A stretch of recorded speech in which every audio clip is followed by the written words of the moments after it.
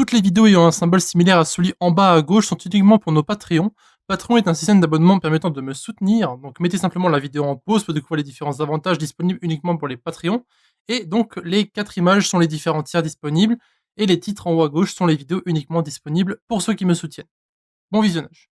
Bonjour à tous, donc dans cet épisode nous allons voir les booléens ainsi que les conditions. C'est parti.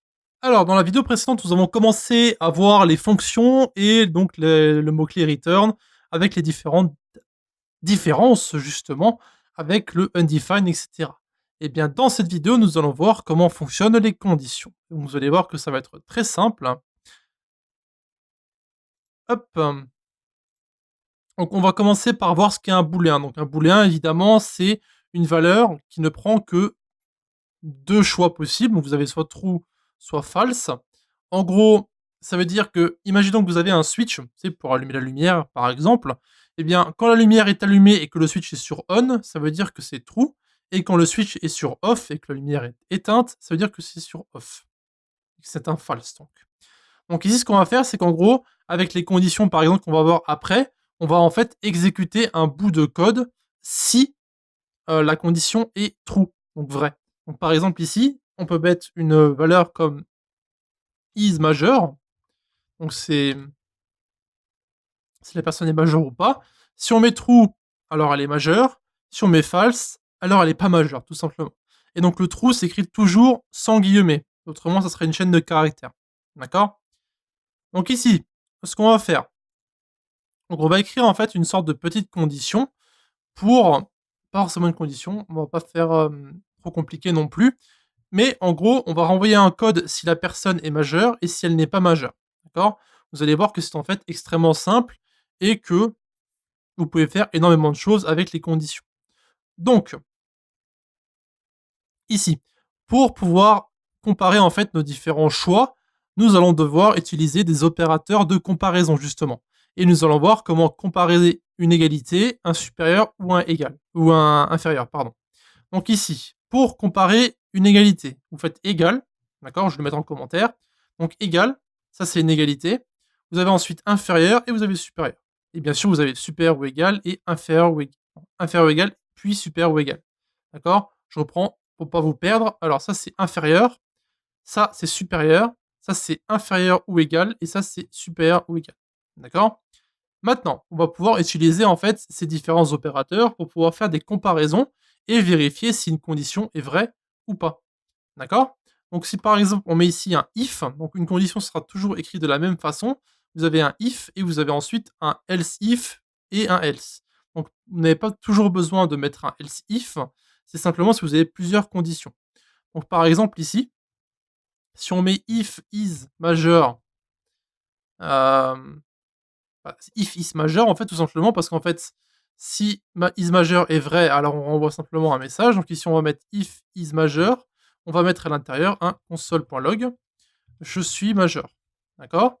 Et dans le cas contraire, donc else, ça c'est l'autre possibilité, alors on va simplement renvoyer un console.log. Ici, celui-ci va mettre je ne suis pas majeur. D'accord?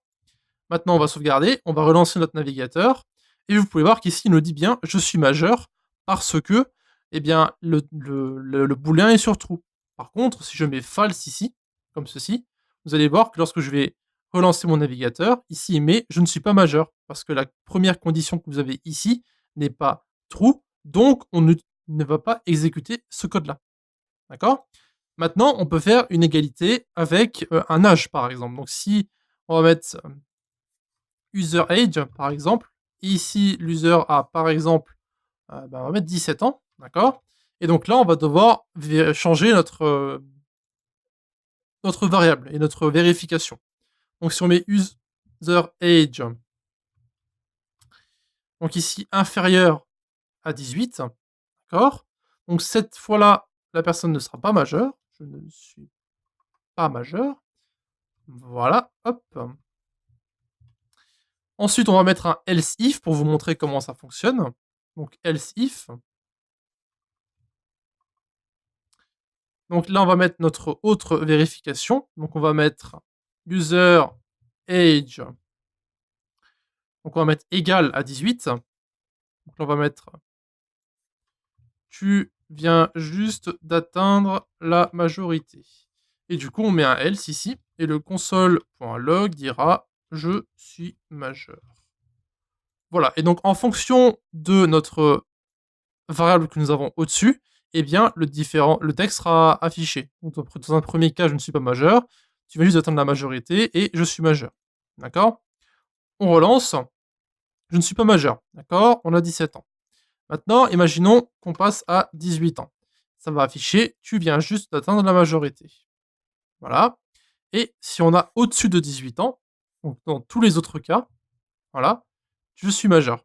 Donc en fait, le else va prendre tous les autres cas de notre condition. Donc ici, si la personne a moins de 18 ans, il n'est pas majeur. S'il a 18 ans, il vient d'atteindre la majorité. Et dans tous les autres cas, c'est-à-dire au-dessus de 18 ans, eh bien, il sera majeur, tout simplement. Voilà.